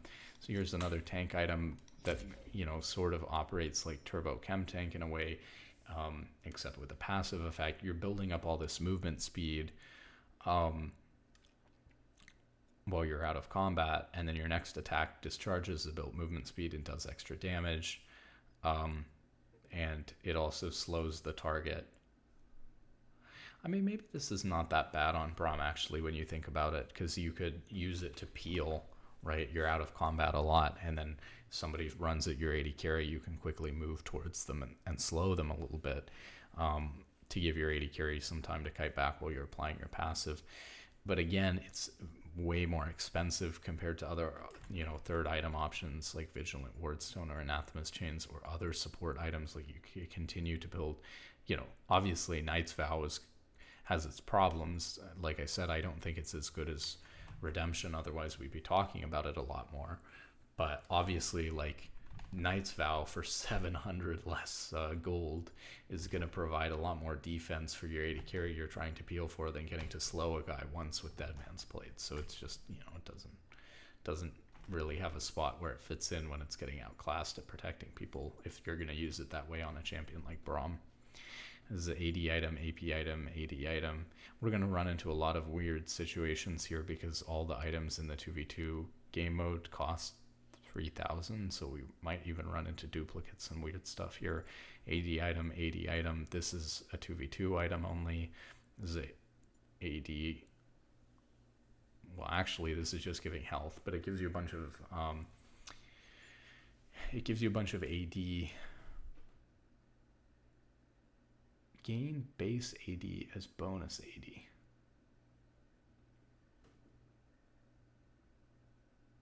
It's just very expensive. You don't benefit really from gaining all this AD. Warmogs is technically, gives ton of health, ton of ability haste. Well, okay, ton of health, ability haste, base mana regen, and allows you to regen your health and stay on the map. Problem is that the passive is completely useless on Braum because as support, you're constantly resetting later into the game over and over again to refill your wards. So being able to stay on the map permanently by healing that back like that doesn't really matter. We also would need some kind of bigger mana pool in order to do that, because obviously if you go through multiple fights or something, you are going to be out of mana on Braum eventually, right? So if you were to go Warmogs, you'd start running into mana problems too if you were overstaying like that.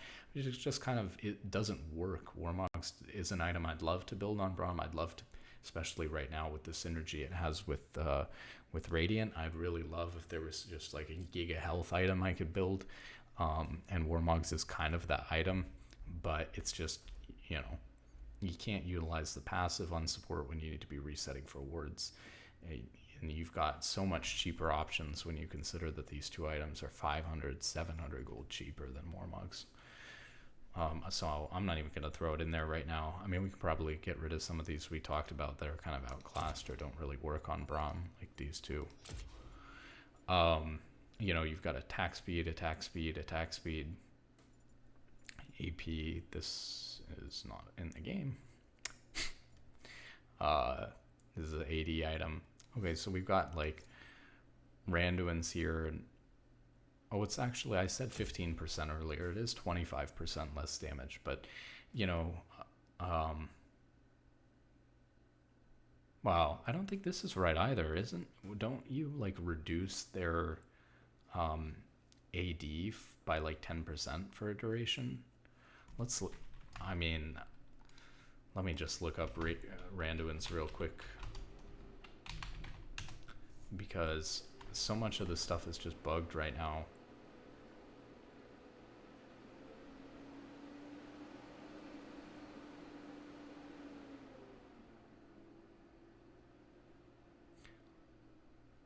No, it just slows now.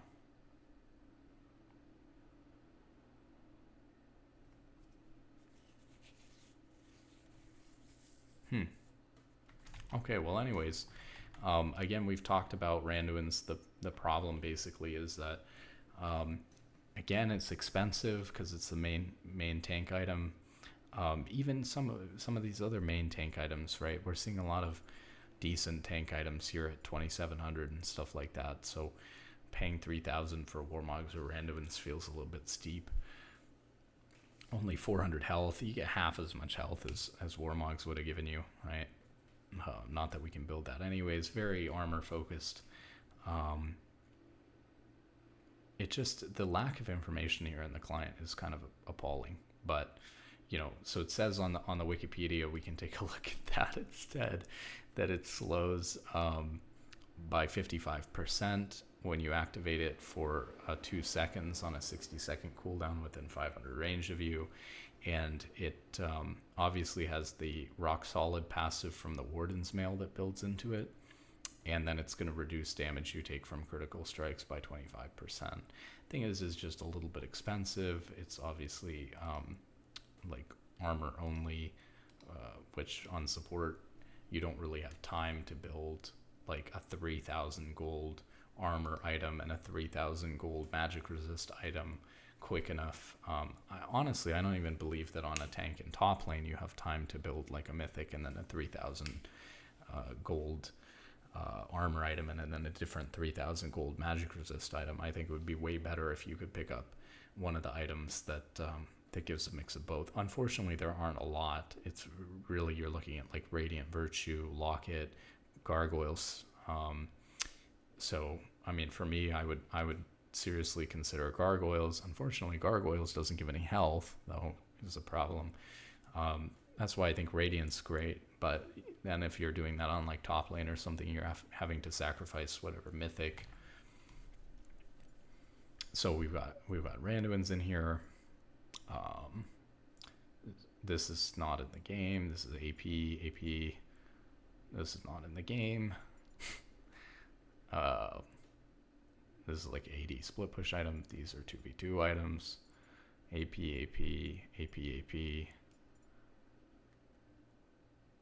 This is an AD item. So here's another tank mythic you could go potentially on Braum, but we've kind of established at this point that we're not looking at the other mythics right now. Again, you just get so much value out of Radiant. Even Locket and even Shroud, which underperform Radiant right now on Braum and on a lot of supports, you would really have to get a lot of value out of the slow field from Iceborne for it to make up for thousands of healing or shielding every game from these items. So these are AD items. We've got Shurelya's in here again because we're back at all the 3,000 gold. All the items in the 2v2v2 mode are 3,000 gold, so we're kind of stuck on duplicates and stuff here. And it's very confusing because they're mixed in with all the actual 3,000 gold items, I think.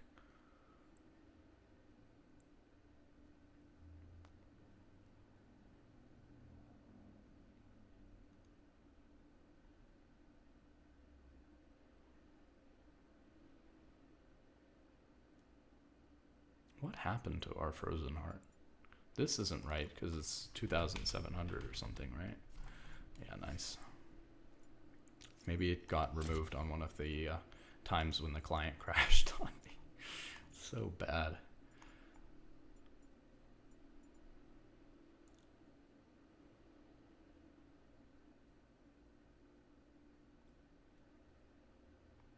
Okay, so I think Gargoyle Stoneplate, right, is actually 3,000. Oh no, this is the actual one, the 3,200 one. Oh, it's super expensive.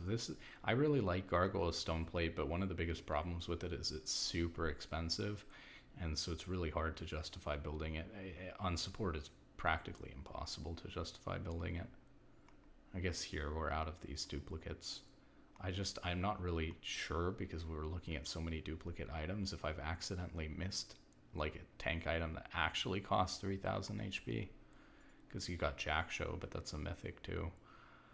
And then yeah, Gargoyles is kind of the last one here because all of these are AD or AP items, the most expensive ones in the game. So we get left with something like this. And then obviously, as we've talked about, like certain items here are maybe more practical than others. So let's talk about, like, you know, if we look at the 3 mythic item choices that we have, we've kind of talked about, so how did I determine that Radiant was the best mythic for Braum? I tested it versus Locket and Even Shroud. I did the math on paper, which I have a whole document on, like estimating how much they would do in like an average team fight and then over the course of the game. And also you can see it reflected in the win rates on op.gg like we were talking about at the beginning of the video. And so I came to the conclusion that Radiant was the best. Now, when you look at an item like Knight's Vow, so let's just talk about some few items that are like really commonly built on Braum, so you can kind of critically think about your items for whatever champion it is in the same way.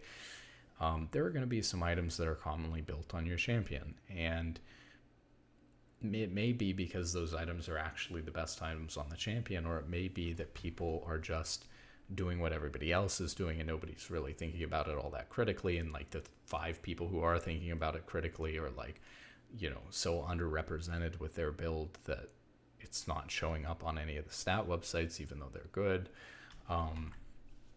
When we think about how much damage is actually being blocked from Knight's Vow, and then look at like how much healing we're getting per game with Redemption, we see that Redemption is outpacing it. Not only is it outpacing it, but Knight's Vow is, in a lot of cases, because of the way it works, it's redirecting damage from your AD carry to you, which is good because you'd rather take the damage than your AD carry, but it's not really reducing that much damage at all. The way that Knight's Vow works is you heal based on the damage your ally does. And when Knight's Vow has been at its best, it's because you would heal the same percentage from your ally as you would redirect. Meaning that if your AD carry or whoever you're binding it to was dealing more damage than they were taking, then net you would actually be healing from the item. So you'd be, making your AD carry 10% more tanky. So let's just, as a hypothetical, the numbers on Knight's Vow have never been exactly at these numbers, but let's just say 10% across the board. So let's say that you heal for 10% of the damage your AD carry deals. You redirect 10% of the damage that they take, right? So you're making your AD carry 10% more tanky, or 10% more durable, or however you want to call it, but you're also healing for 10% of what they're dealing. And any decent AD carry, because they're going to have very low health and they're going to want to deal a lot of damage, the vast majority of the damage during a fight, if your AD carry is doing well, you're going to heal more for the item. So when you think about what the item's doing, it's making your AD carry 10% more tanky, and it's giving you some healing throughout the fight to make you more tanky, right? So that's very nice. Unfortunately, where Knight's Vow's numbers are currently sitting, we can pull it up here, since the numbers aren't actually shown in the client, unless you were to start up a practice tool game to look at it. So you just kind of have to go to the Wikipedia, which of course is not run by Riot. So right now, you redirect 10% of the pre-mitigation physical and magic damage they take to you as true damage. This is another important thing in how the details of the item are written. It's pre-mitigation damage that they're taking. So that's really bad. It's really rough, because what we're talking about here is pre-armor and magic resist being calculated. And when you take it, it's not calculating based off of the damage, then reducing it based off of your armor and magic resist. It's dealing true damage to you. You're just taking it completely true. So you're not actually making your AD carry 10% more tanky, because if your AD carry took, let's say, 1,000 pre-mitigation damage, they might only take 500 or 600 post-mitigation damage. So you're actually only, if they had 50% reduction on their resistances, maybe AD carry has slightly less than that, but it makes the math really annoying. But you get the point. Like if they're at like 40% resistances, you're only making them 6% more tanky, not 10% more tanky. And then you're taking true damage from damage they would have mitigated. So you're actually making your team overall, let's say your team has like 10,000 HP to work with in a team fight. You're amplifying the damage that the other team is dealing, because you're taking that 10% that was going to them and would have only been 6%, and you're giving it to you at 10%, and it's true damage. So you're taking, as a team, all that damage that's hitting your AD carry is dealing like 40% more damage to your team in total, because it was going to deal 60% to your AD carry, but now it's dealing 100% to you. So you're only making your AD carry 6% more tanky, not 10% more tanky, and you're making your whole team take more damage rather than less.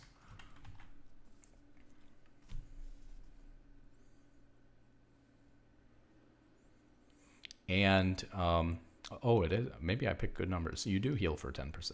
You heal for 10% of the damage dealt by your AD carry right now. So maybe those were the numbers that they have it at right now. So you're healing for 10%. So your AD carry better deal. And here's the other thing. This isn't, 10% pre-mitigated. This is 10% including post the enemy's resistances. So your AD carry is going to have to deal, not just 10%, but to make up for the fact that you're taking 10% true damage, they'd have to deal a lot of extra damage, more than they're taking, in order to just heal you for an even amount. So we're talking about like maybe you're making your AD carry 6% more tanky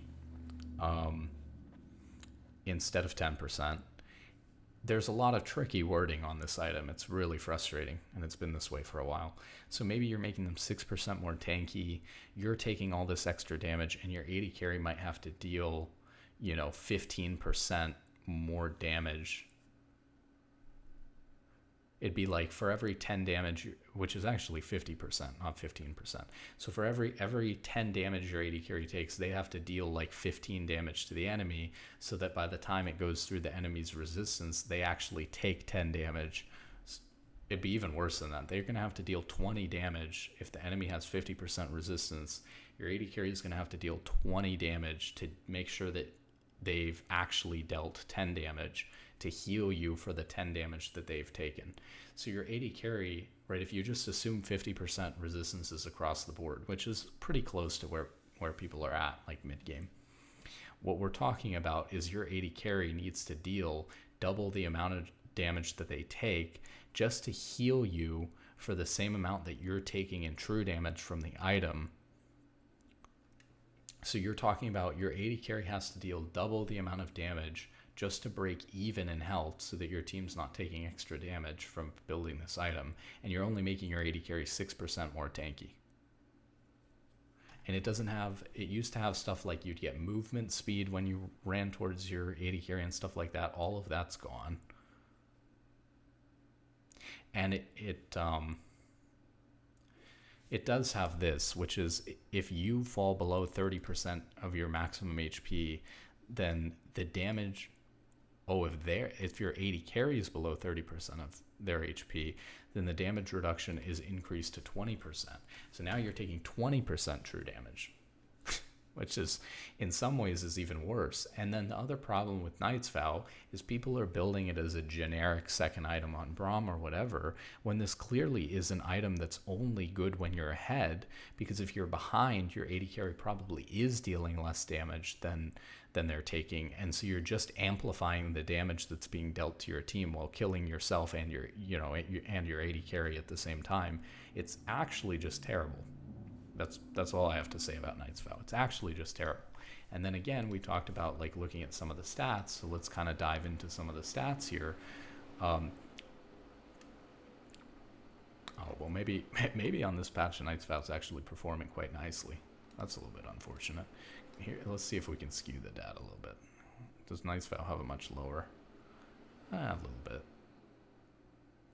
We can see here that like since we're in the middle of a patch, that if we looked at like the previous patch here, or the last patch of the ranked split 1 for 2023, that on this patch you can see that there's 1,500 games on Radiant Virtue, 17,000 games on Even Shroud, and 72,000 games on Locket, and that the highest win rate of those 3 mythic items by far is Radiant Virtue with 53.75%, nearly 54%.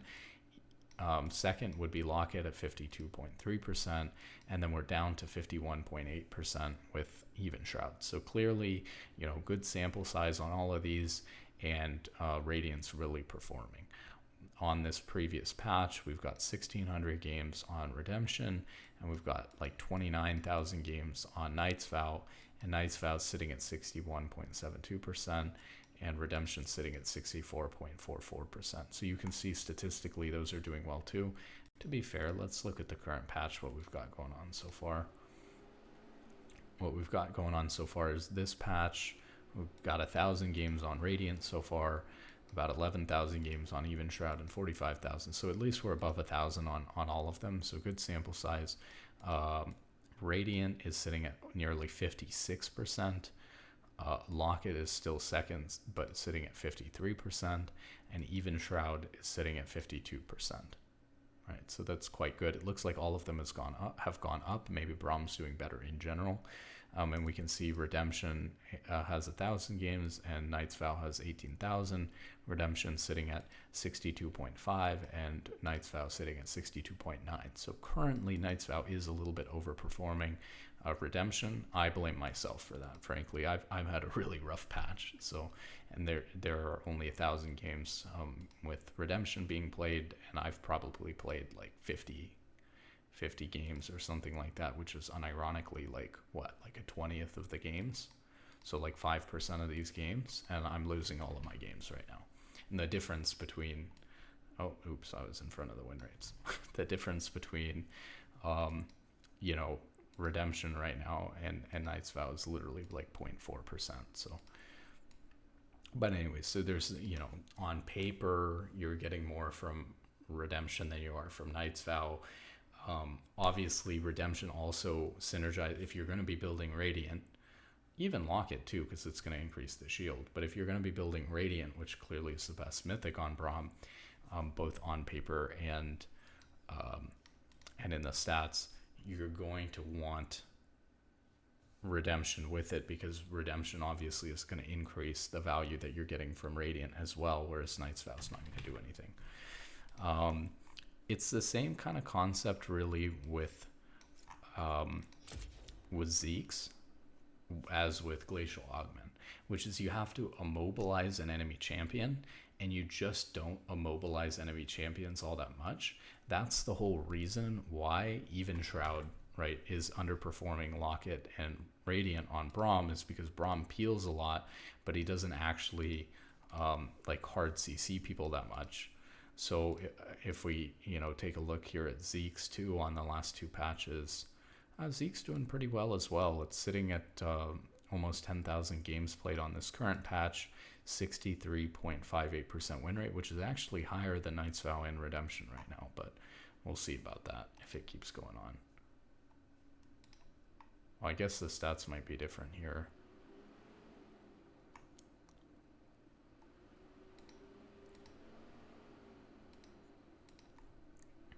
Another thing to definitely keep in mind, though, is that Knight's Vow is considered a very defensive option, and Zeke's is considered a more offensive option because it's going to give you extra damage. So people might tend, this is another pitfall, people might tend to build more aggressive items when they feel like they're winning, and they tend to build defensive items when they feel like they're losing. What's funny is it should actually kind of be the opposite way around, because the game theory behind this is that if you're losing in a game of League, you basically are getting outpaced and damaged by the other team, and you need to basically take the risk of being able to deal more damage but being less healthy or tanky, having less defensive stats. You need to be able to keep up with the damage that the other team is dealing. If you're already ahead, building defensive makes it really hard for the enemy team to punish your mistakes and capitalize on that and get back into the game. And so the general game theory is actually that if you're behind, you should be building more offensive risky items. If you're behind, unironically building Dark Seals and Magi's on Mage Champions is really good, because you could if you start playing really well and coming back into the game and not dying, which you're going to need to do in order to come back and win the game anyways, you're going to be rewarded extra for it, and that will help you potentially actually come back into the game rather than just being out. So that's kind of a complicated situation. But I would say that generally that's the game theory, but the psychology is that I think people would tend to build more aggressive items when they're ahead or the games are easier, and that might result in partially in Zeke's having a higher win rate. So let's see on this last patch we're looking at now, Zeke's was sitting at 61.94%, whereas Knight's Vow was just under that. Redemption was way over that. So I don't know, it's also fluctuating patch to patch, which just goes to show, right, since not a lot has, these items weren't changed over the course of this patch or anything like that, that basically comes down to variance in the sample size and the just the individual games that those items happen to be played on. So even on 10,000 games, this is how much of an impact sample size can have. You go from, this 1,000 games with redemption had a 64% win rate to this 1,000 games has a 61% win rate. Nothing's changed about it. There's all kinds of things affecting that. Like I said, I'm literally 5% of the redemption games here on this, not on this patch, but on this patch. And I've had a terrible time in solo queue. That might legitimately impact, I might have taken the redemption win rate down by at most 1%, which is quite a lot, that one player could have an impact like that, right? So I've played about 50 Braum games at the start of the split. There's only 1,000 games with redemption. I build redemption second every single game. So if in all 50 of my games I completed redemption, we're talking about 5% of the total redemption games in Platinum Plus or Emerald Plus or whatever on this patch. So Emerald Plus is actually even more because there's only 500 games played, so my 50 or 10% of the games. Obviously, I won like 45% of my games or something on Braum because I had a rough start to the split. Literally, that in and of itself has probably tanked the item's win rate in Emerald Plus or Platinum Plus. So, keep in mind, if one player can have that big of an impact on the sample that you've got going on with an item and cause that much variance patch to patch, right? Like, that's why you should take these items with a grain of salt. So that's pretty much it. I mean, I would just tell you that if you're a new player, go look at op.gg, copy the builds and the runes, but at the same time, if you're a more veteran player, you should seriously be digging into the math, questioning why you're building the items that you've been building for the same items for years, double checking as items change, whether they're still better than other items that you thought, not just building items together. Like, here's another thing, right? I've kind of mentioned this, but I'm not just building redemption with Radiant because, lots of healing. It happens to be the case that this is like, this is the build that you could go that provides two very big AoE healing effects in a fight. But I'm actually going redemption because, like I said, I've compared it to the other secondary options that I would go, like Anathemas or Vigilant Wordstone, and redemption provides just slightly under the value that they provide in terms of buffing up Radiant, but it also provides redemption provides way better active than either of the two, and so it makes up for the slight decrease in healing from having those other two. Now, what about an item that doesn't buff Radiant but just does its own thing on the side? Well, we've kind of gone through those. The best options would be like Knight's Vow and Zeke's, but you don't hard CC people that often on Zeke's, and so I don't feel like it performs all that well on Braum. Knight's Vow, obviously, for a lot of reasons, I think it's quite terrible right now. These are your two other mythic items, so you can't go that. Mikhail's I do build situationally if they have, and I'll replace redemption with it since they basically are the same stats. If obviously I'm going to keep my mythic, so I would substitute Mikhail's if they have like an Assault or something big important CC that you could cleanse with Mikhail's. I often do build Vigilant Wordstone and Anathemas just later on because of the value that we've talked about. Usually this comes in third, and this comes in fourth in the build, just because this is really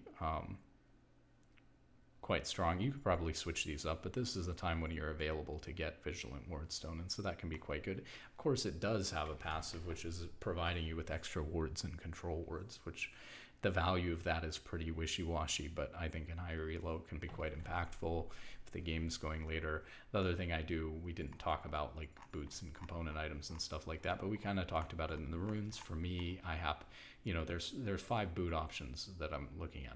I'm looking at Ionian boots or Swiftness boots or Ninja Tabi or Merc Treads or Mobility boots. But the thing is that right now, with how powerful this build is, I'm holding off, and with how little Braum needs movement speed and boots, it's definitely the fifth out of the five main stat lines that Braum wants. I'm not building a whole lot of movement speed at all right now.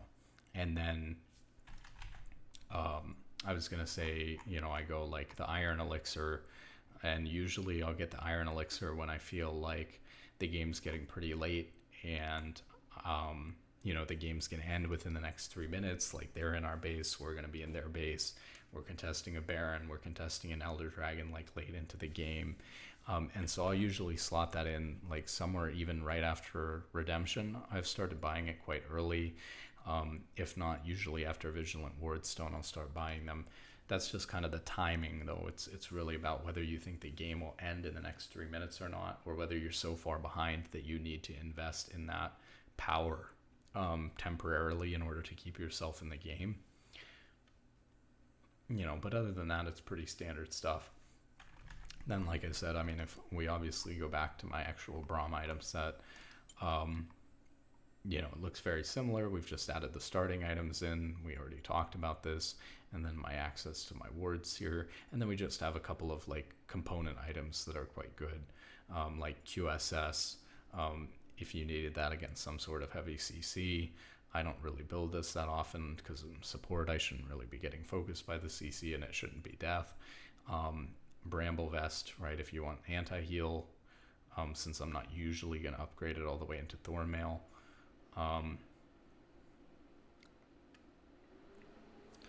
You can see that if this is accurate, right, Thornmail is just when you get struck, it applies 40% grievous wounds, and it's exactly the same on Bramble Vest. So currently, there's no difference at all between the grievous wounds from Thornmail and the grievous wounds on Bramble Vest. It's just that by paying the extra like 1,900 gold that it costs to get Thornmail, you're going to get 350 health. You're going to get 70 armor instead of 30, so you're going to get 350 health, 40 armor, and it's going to give you the legendary item status. So it's going to give you whatever your mythics bonuses. So for a Radiant Virtue, it's going to give you an extra 75 health. If that's worth the 1,900 gold to you, then go ahead and upgrade it. If it's not, then you're going to continue building your next items and just keep Bramble Vest at Bramble Vest. I wouldn't really build Warden's Mail on its own, but this is a really strong component item actually that can be quite effective. And then Stopwatch is another thing. I don't tend to really buy this, but you can buy this before an important team fight. It's a huge sink of gold though for a support to buy something like this, and you're usually not getting focused in a way where you could make good early use out of something like this in a team fight anyways. So that's pretty much it. I just encourage you, if you're a more veteran player, to look at the stats on the items, think about which one is actually better without falling into kind of the logical pitfalls of, it synergizes good with my champion or with another item, therefore it has to be the best one. Sometimes that may be the case, obviously, if there's like a lot of synergy, so we picked out items that could have synergy, and that gave us the stat lines we wanted. Some of them, like Knight's Vow, which we think would have really good synergy with Braum, turn out to not be that good when you take a look at them and analyze them.